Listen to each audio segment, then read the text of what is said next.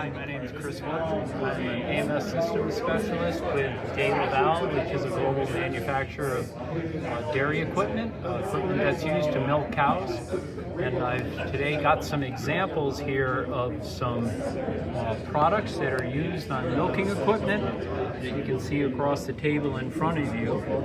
And as this is the 3A Sanitary Conference, what we're talking about here is what it takes to design equipment to meet sanitary hygienic standards.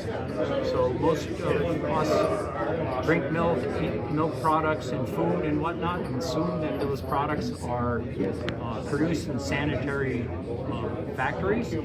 Well, how is that done? How does an engineer know how to design things so that it'll clean? That's what comes with 3A design.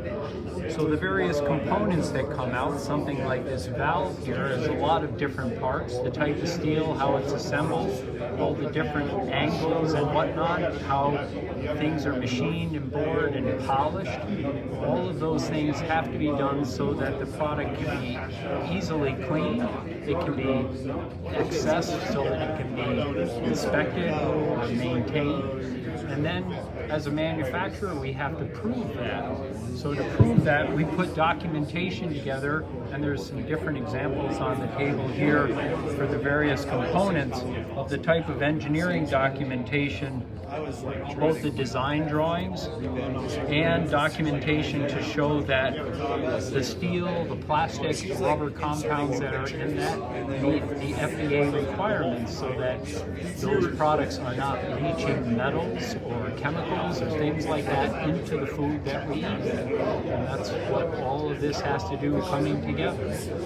So this is a receiver. This is what accepts the milk that comes out of the cow before it is pumped to a tank.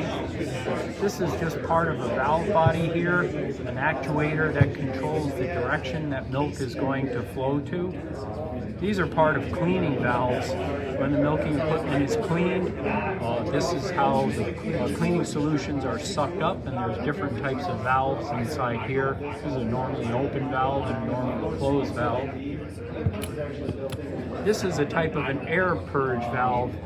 When a process is done, whether the pipeline is full of milk or cleaning solution, we have to empty that, and that's done by injecting air in, doing what's called an air purge, to push that product out of the pipeline in preparation for a cleaning, or at the end of a cleaning, we want to make sure all those cleaning chemicals are out of the pipeline before we put milk into it. This is just part of a milk pump inside here.